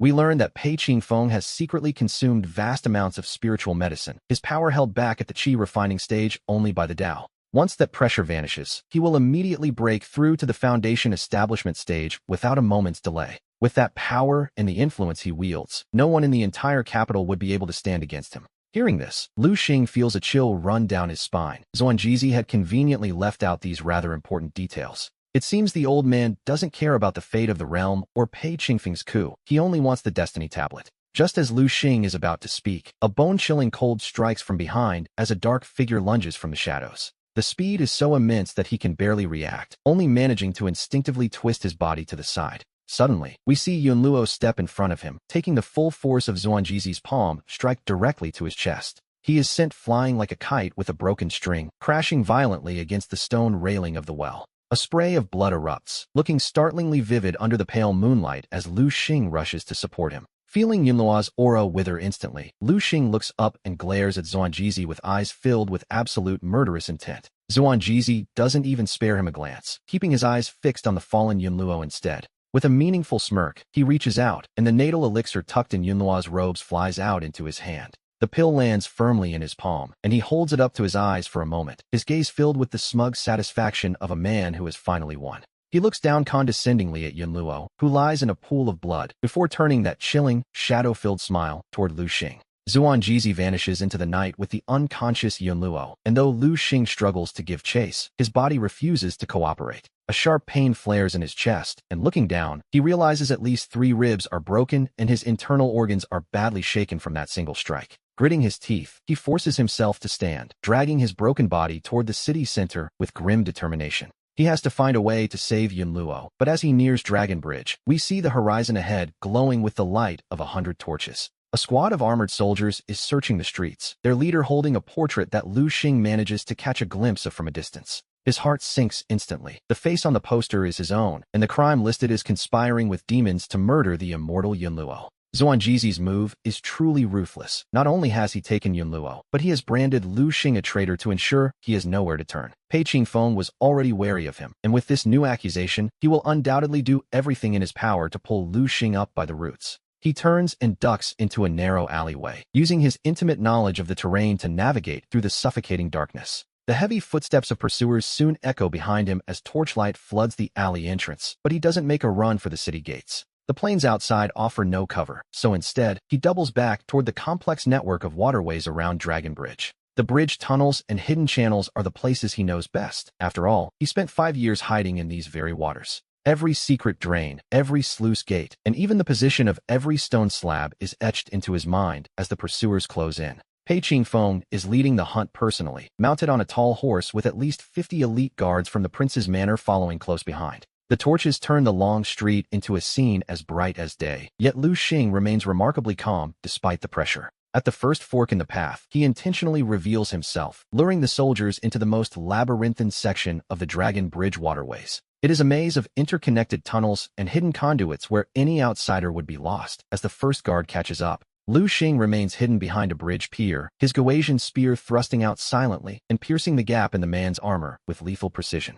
The man falls into the water without making a single sound, and as a second guard rushes toward the noise, Lu Xing activates the serpent scale pearl. The river water beneath the bridge suddenly surges into a wall, completely blocking the guard's vision, and by the time he breaks through, Lu Xing's spear is already pressed against his throat. After losing 2 men so quickly, the soldiers finally realize something is very wrong. However, the labyrinthine terrain of the Dragon Bridge waterways is far too foreign to them, leaving them to wander aimlessly with their torches. Meanwhile, Lu Xing moves through the channels like a ghost in the water, appearing and vanishing at will. Within half an hour, his Gauasian spear has tasted the blood of 13 elite guards, each strike precise and lethal, stripped of any unnecessary movement. It is an instinct honed on the edge of life and death. Finally, Pei Qingfeng can no longer restrain himself and leaps from his horse. He walks alone onto the stone bridge by the Dragon Spring Well, the moonlight casting a cold, sharp glow across his figure. We can clearly see a dense, powerful spiritual energy swirling around him. He has reached the 7th stage of foundation building.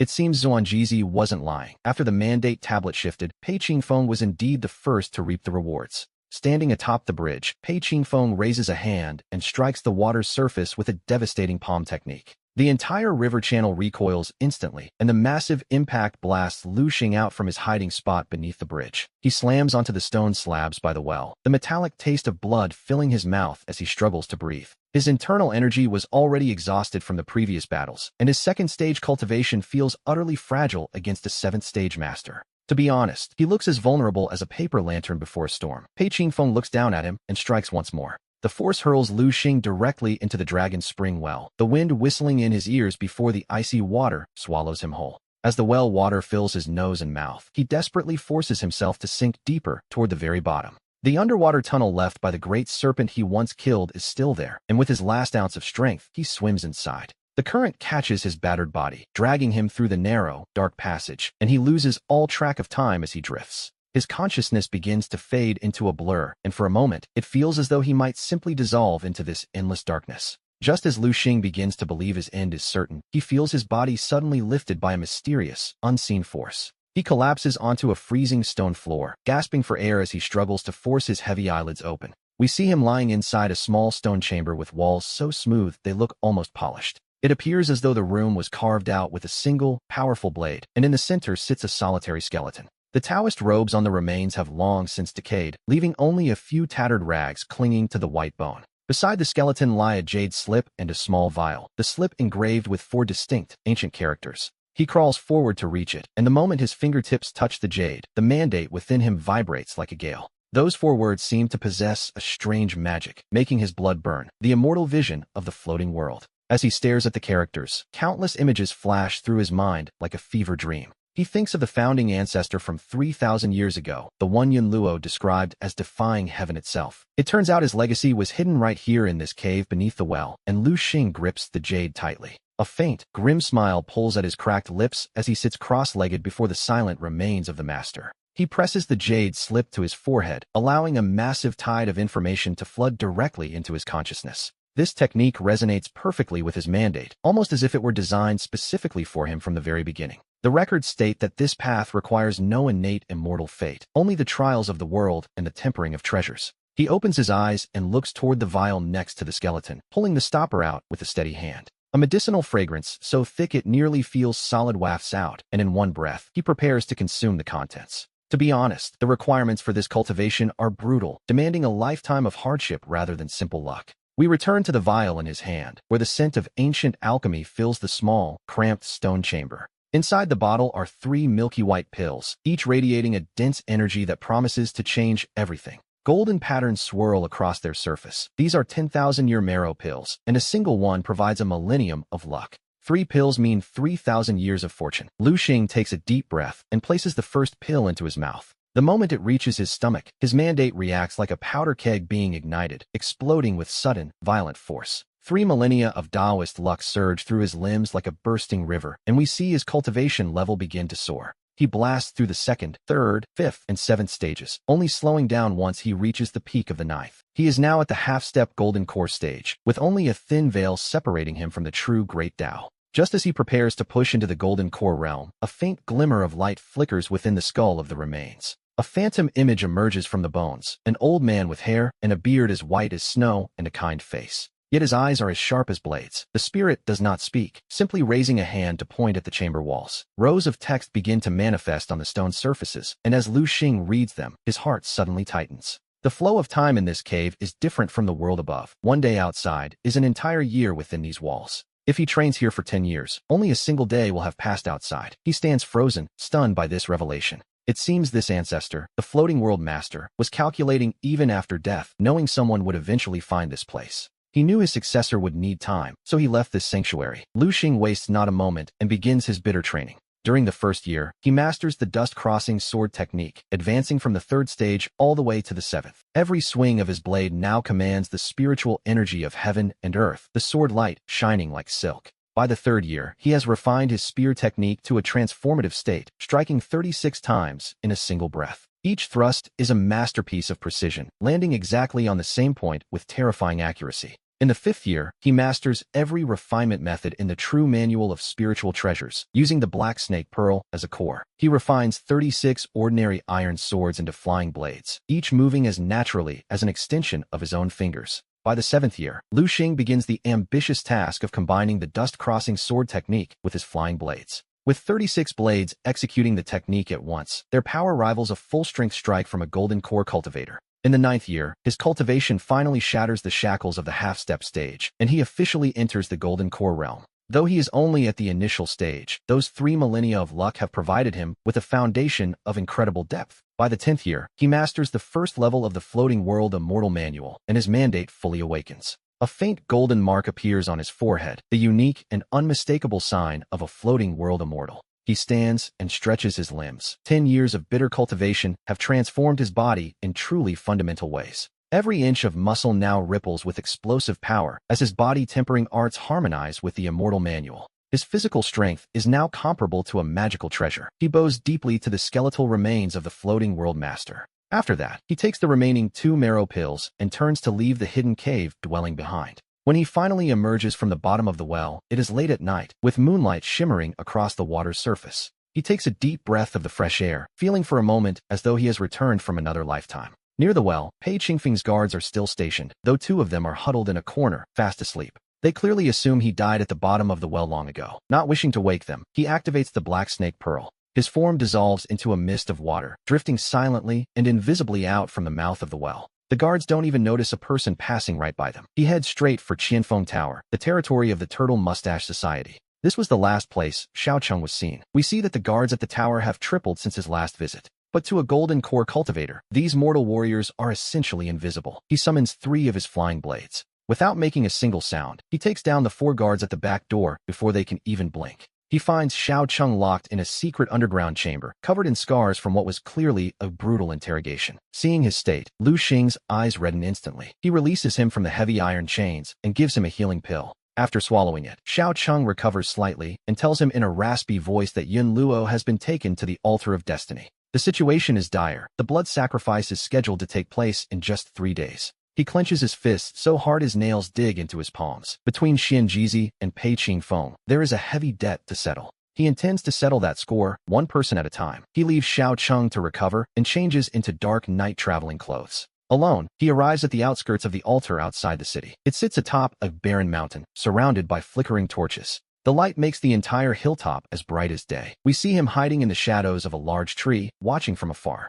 At the center stands the Monument of Destiny, where Yun Luo is chained, his white robes stained with blood, his breath fading fast. Below the altar, Pei Qingfeng is actually kneeling on the ground. He bows before Xianjizi like a humble servant. Xianjizi stands with his hands behind his back, wearing a confident smile. Lu Xing watches this scene from the darkness. Inside, his killing intent surges like a rising tide. At this moment, the full scope of this grand chessboard finally becomes clear. And now, it is finally his turn to make a move. He takes a deep breath and pulls his form deeper into the shadows. There are at least 30 guards surrounding the altar, but to him, these mortals no longer pose any real threat. Instead of a frontal assault, he circles to the north side of the altar, where the defenses are at their weakest. This is because the north side is a sheer cliff. No one expects an intruder to scale such a vertical drop. Using the black snake pearl, he moves like a gecko, his fingers gripping the narrow stone cracks as he climbs the cliff face. He silently vaults over the edge into the altar's perimeter. There, Yun Luo remains chained before the Monument of Destiny. The blood on those white robes looks shocking under the moonlight. His aura is incredibly weak, as Xianjizi has clearly been busy.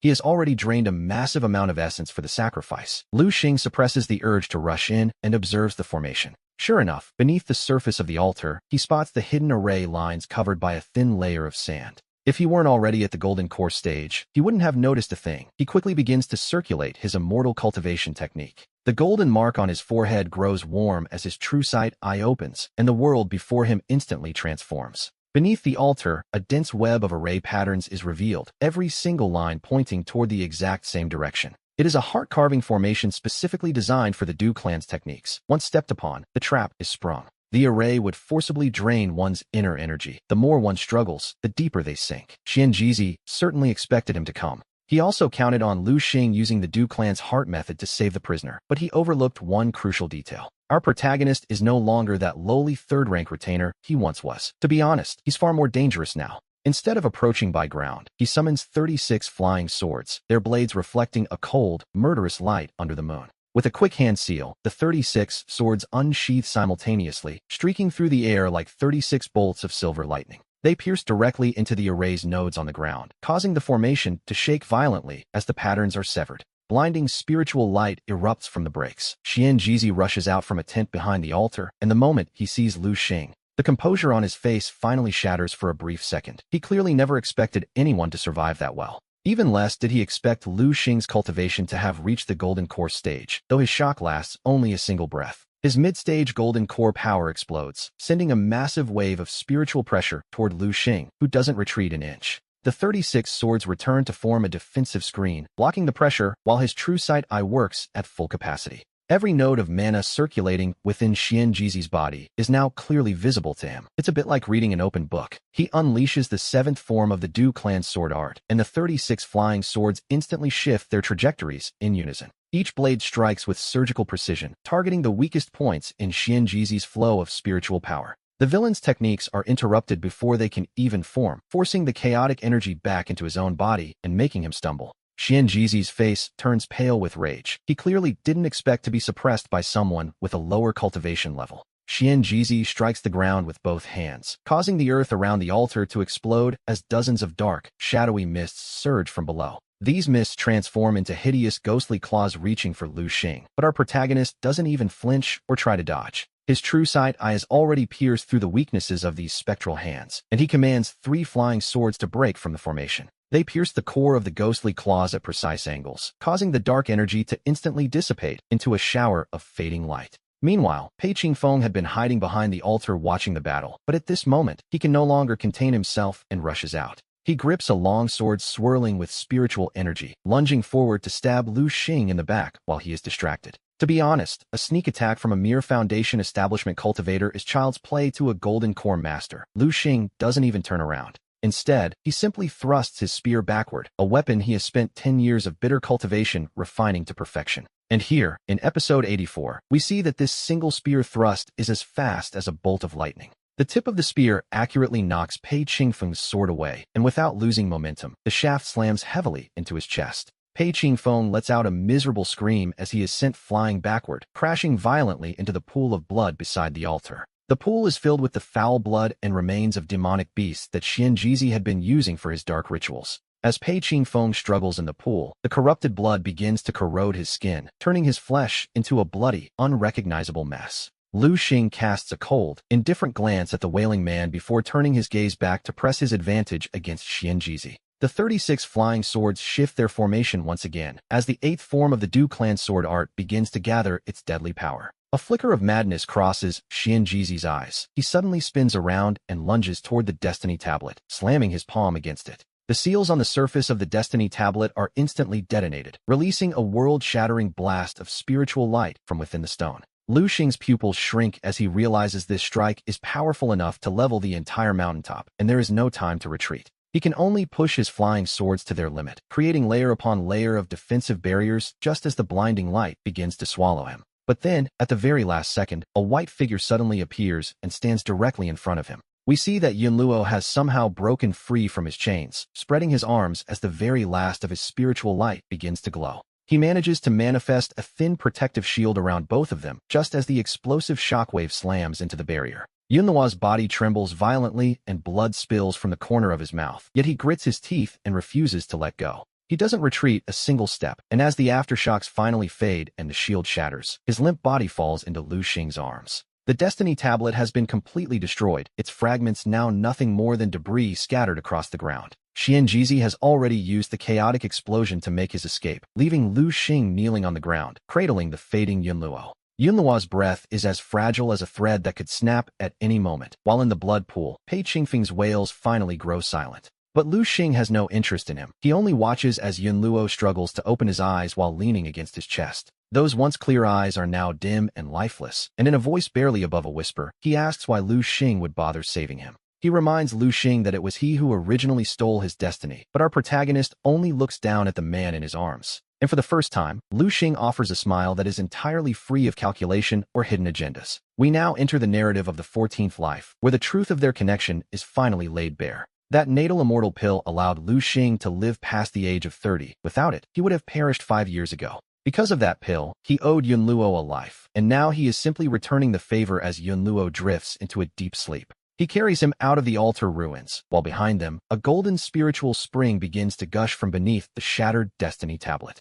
The spring radiates an incredibly dense spiritual energy, and even from a distance, the sight is enough to take one's breath away. Lu Xing can feel his own fate pulsing wildly within him, but he doesn't look back. His only priority now is keeping Yunluo alive. He brings him back to the courtyard in the city where Xiao Cheng, having recovered from his wounds, quickly prepares the best room for them. Lu Xing feeds Yunluo healing pills and uses his own internal energy to soothe his shattered meridians, though the injuries are devastatingly severe. Xianjizi's strike had nearly crushed his heart, and he would have died instantly if not for his unique constitution as the saint of the Du clan. He likely wouldn't have lasted this long, but 3 days later, Yunluo finally wakes up, his face still deathly pale. Despite his weakness, he is already able to walk. Meanwhile, the capital has undergone an earth-shattering transformation over these 3 days. With the Destiny Tablet shattered, the suppression of the heavenly Tao collapsed, and the spiritual veins beneath the city began to awaken after 3 millennia. Countless hidden cultivators have suddenly revealed themselves, and we see people breaking through their cultivation realms right in the middle of the streets. Others are digging up ancient magical treasures long buried underground, leaving the entire capital in a state of absolute, chaotic frenzy. When Pei Qingfeng was finally pulled from the blood pool, he was barely recognizable, the corruption having eroded more than half of his face. One of his arms was corroded down to the bone, and his entire cultivation base was completely destroyed within that cursed pool. Now weaker than even an ordinary mortal, he is dragged to the city market for public execution on the day of the sentence. Pei Qingfeng kneels on the platform, screaming like a madman that he is the chosen one and the emperor will never forgive this. He rants that the Pei family will make Lu Xing beg for death, while the surrounding commoners pelt him with rotten vegetables and eggs. This man, once the high and mighty ninth prince, is now less than a stray dog as the executioner's blade finally rises and falls. That once arrogant head rolls across the ground, splattering the dirt with blood, and soon enough, the news reaches the imperial palace. The Taoist emperor is consumed by a dragon's rage and prepares to send troops to seize Lu Xing, but he never gets the chance. The surge from the spiritual veins causes his energy to recoil, and this emperor, so obsessed with immortality, descends into madness overnight. He spends his days babbling nonsense in the palace, and the ninth prince's entire faction is swiftly dismantled by the civil and military officials. In just a few days, the great Jin dynasty begins to crumble, with regional lords growing restless and rebel armies rising everywhere. But Lu Xing has no interest in any of this. He is seen through the vanity of power and wealth, viewing them as nothing more than passing clouds. He hands the management of the Waterhouse business over to Xiao Cheng, who looks absolutely miserable, claiming he knows nothing of accounting. Lu Xing simply tosses him a ledger to figure out for himself before turning away to lead Yunluo out of the capital forever. We return to the bottom of the Dragon Spring Well, where the golden spiritual spring has grown more than 10 times its original size. The entire bottom of the well is filled with a brilliant golden light. The moment he steps into the spiritual spring, his destiny ignites like a torch. As a surging heat flows through his body, Yunluo stands by the edge watching him, finally revealing Du Chengzong's greatest, darkest secret. The sect is searching for the elixir of immortality to resurrect an ancient mother immortal sealed within the ancestral mountain, and the key to this resurrection is the blood of the attendant immortal. Once that immortal awakens, she will devour every spiritual artifact between heaven and earth. She intends to monopolize the chance for immortality, leaving no room for any other cultivators to exist in this world ever again. Every practitioner would become nothing more than her nourishment, including Lu Xing, including Yunluo, and every single soul on the path of cultivation. Without a moment's hesitation, he sits cross-legged in the center of the spring to begin his seclusion, determined to reach immortality before that being awakens. For 49 days, he refines 2 10,000-year water essences and the celestial brew that has accumulated in the spring for 3 millennia. His cultivation base begins a meteoric rise from the early golden core stage, through the middle and late stages, straight into the early nascent soul realm. Each breakthrough is accompanied by a heavenly tribulation. When the first bolt of lightning strikes, it nearly turns him into a pile of charcoal. However, his eye of breaking delusions sees through the lightning's trickery, and his attendant immortal destiny stubbornly withstands the aftershocks, reaching middle nascent soul. He surges through late nascent soul to early spirit severing. The tribulations grow more violent with every strike, and as the 9th lightning bolt falls, half of the Dragon Spring Well is blasted into rubble, yet he pushes forward into the middle and late spirit severing stages, finally reaching early body integration.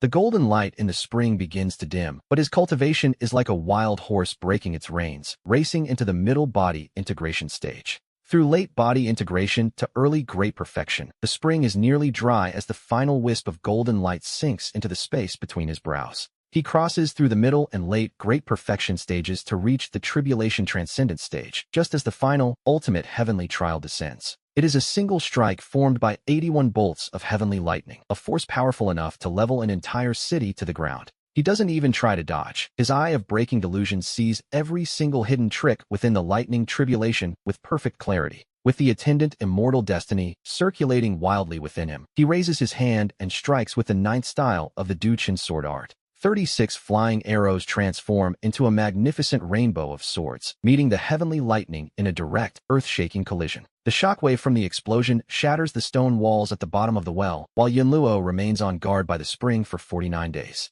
During that time, 3 groups from the Duchin sect arrive to take him back. The first, a group of senior brothers, is turned away by Yunluo's arrows. The second group, 2 elders, is sent packing by her fierce renunciation of the sect, and the third visitor to arrive is the donkey. That old donkey has finally taken human form, appearing as a thin, withered old man, and he tries to convince Yunluo to return to the sect with him. He warns her that even if the boy becomes an immortal, he cannot defeat the one in the ancestral mountain. Staying would only mean dying with him. The donkey sighs and crouches at the mouth of the well for 3 days and nights before finally giving up and leaving her behind. On the 49th day, the spiritual spring dries up completely, and Lu Xing stands up from the basin, his body flowing with a brilliant golden light. He has finally stepped into the legendary realm of the true immortals, though he barely has a moment to process this newfound power. Suddenly, we see a massive rift tear open across the horizon, and a colossal hand emerges from the crack, large enough to blot out the sun. That palm covers half the sky, its 5 fingers like jagged mountain peaks reaching down to seize him with terrifying precision. An ancient voice echoes from within the rift, a sound heavy with 3,000 years of weariness and, more importantly, insatiable greed.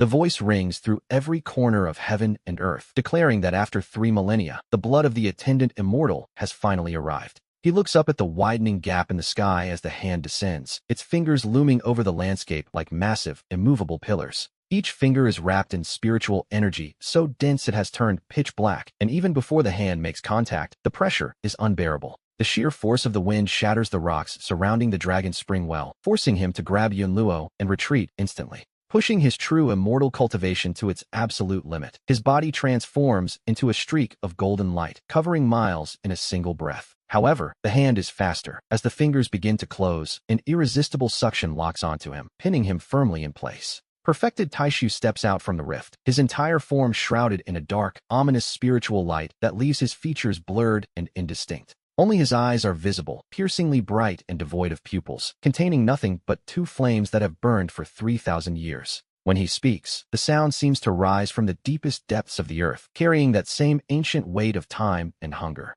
He reveals his true identity as the senior brother of Fashizi, the ancient immortal sealed within the ancestral mountain of the Duken sect. As he speaks of the past, his tone is as indifferent as if he were telling someone else's story, admitting his jealousy over Fashizi's creation. He had struck in secret during Fashizi's tribulation, stealing half of the immortal manual and causing his own junior brother's death. But with only half the manual, he became a mere false immortal, forced to seal himself away in the mountain to survive. He has waited 3 millennia for the blood of a Fushur immortal to complete his path, and now, he has finally found it. Lu Xing doesn't wait for him to finish. 36 flying swords erupt at once, transforming into a torrential rain of blades aimed at Taishu. The old immortal simply raises a hand and brushes them aside, scattering the 36 swords like fallen leaves in a light breeze. It feels as if a mountain has slammed into Lu Xing's chest, sending him flying backward as blood sprays from his mouth. That single strike hurls him 1,000 miles away. When he finally crawls from the ruins, every bone in his body is screaming. The gap between a true immortal and this ancient monster is, to be honest, far larger than he ever imagined. We see Yunluo somehow catch up, shielding him with her own body as the last flickers of her spiritual light begin to bloom. Taishu merely extends a single finger and gives a light flick, sending Yunluo soaring away like a kite with a broken string. She crashes heavily into a pile of jagged rocks, blood seeping from her wounds as she falls into a deep, silent unconsciousness. The donkey rushes in from the distance, finally revealing his true form as a 10,000-year-old spirit beast, a massive, golden-furred creature. With a body like a mountain and hooves that shatter the earth, he manages to trade 3 desperate blows with perfected Taishu. The first strike shatters his ribs, the second breaks a foreleg, and the third slams him directly into the depths of the earth. The donkey crawls out from the crater covered in blood, spitting out a mouthful of crimson with a voice full of bitter regret. He tells her she should have listened and returned to the sect. For now, it seems they are both going to die here. Lu Xing looks at the unconscious Yunluo, taking in the sight of her blood-stained clothes and the price she has paid. In that moment, as he prepares to sever all karma and destiny between heaven and earth, he tightens his grip on his sword. The severing sword begins to resonate with the destiny within his body, as if it has waited 3 millennia for him to leap into the heavens. He engages perfected Taishu in a fierce battle among the clouds, though every strike of the sword costs him 100 years of his own life. The first strike severs the protective black light, the second shatters the spiritual pressure, and the third finds its mark on the old man's arm. It leaves a wound deep enough to touch the bone, drawing a roar from Taishu, who never expected a newly ascended true immortal to wound him. The counterattack is brutal, as black spiritual light transforms into countless blades that shred his flesh until he is a bloody mess. Instead of retreating, he presses forward, the sword becoming a crimson rainbow in his hand as a 4th strike severs 3 of the monster's fingers. A 5th strike opens a bloody hole in Taishu's chest, followed quickly by a 6th, a 7th, and an 8th. Each blow leaves an indelible scar upon the ancient being, but after 300 rounds, Lu Xing's hair begins to turn white from the roots. It is the sign of his lifespan rapidly draining away, 1,000 years, 3,000, then 5,000. His very life is burning away to fuel the sword, and for the first time, we see perfected Taishu show a flicker of genuine fear. His false immortal body is riddled with holes from the blade, and he desperately tries to retreat toward the safety of the mountain crack. But Lu Xing has no intention of giving him that chance. Taking a deep breath, he pours every remaining scrap of his lifespan into the blade, a staggering 10,000 years. His entire existence is condensed into this single moment as he releases the sword, invoking the technique known as the floating world heaven severer. The blade becomes a pillar of crimson light that pierces the sky, instantly severing Taishu's connection to the spiritual energy of heaven and earth. The false immortal's body collapses instantly, his black spiritual light scattering into the air like nothing more than drifting ash. He looks at Lu Xing with a gaze full of unwilling resentment, until those eyes, which burned for 3,000 years, finally go dark. With his final breath, he asks how many years were sacrificed. Lu Xing does not lie, telling him it cost 10,000 years. And so, the body of perfected Taishu turns to dust and scatters with the wind, this ancient immortal who lived for 3 millennia. He has finally reached the end of his greedy, lonely life, while Lu Xing begins to drift slowly down from the clouds. Having fulfilled its ancient purpose, the severing sword dissolves into golden specks of light, scattering into the vastness between heaven and earth. We see Lu Xing walk over to Yun Luo and lift him gently. His breath is faint, but he is still alive. He breathes a sigh of relief and looks down at his hands, his white hair falling over his shoulders while his face remains strangely young. It is as if time only had the strength to steal his color, yet refused to leave a single wrinkle upon his skin. Yun Luo slowly wakes in his arms, and the first thing he sees is the snow-white hair of his savior. Tears instantly well up in those clear eyes as he asks, in a voice as light as a falling leaf, if it was truly worth it. Lu Xing leans down to kiss his forehead, remembering how that immortal elixir 3,000 years ago allowed him to live past the age of 30. To be honest, trading 10,000 years for a lifetime of peace for Yun Luo felt like the best bargain he had ever made. 10 years later, the great Jin dynasty has long since crumbled, and the world has entered a new era where cultivators and mortals coexist. The old water house by the Dragon Spring Well is gone, replaced by a modest little Taoist temple known as the Fushir Temple. A young man and woman live there now. The man has hair as white as snow, while the woman possesses a face of pure clarity. They take no disciples and ignore the affairs of the world, choosing only to set out a jar of wine by the well every March. Occasionally, a passing cultivator will curiously ask how one might achieve immortality, but the white-haired man only smiles and shakes his head. He tells them that immortality is overrated compared to drinking wine with the one you love, earning him a playful, scolding glare from the woman. She tells him he is talking nonsense again, and he simply laughs, raising his glass as the moonlight washes over them like water. As the scent of wine drifts on the night breeze, he shouts a toast to the moon, while she leans contentedly against his shoulder. She smiles brightly, realizing that 3,000 years of the mortal world was, in the end, nothing more than a beautiful, drunken dream.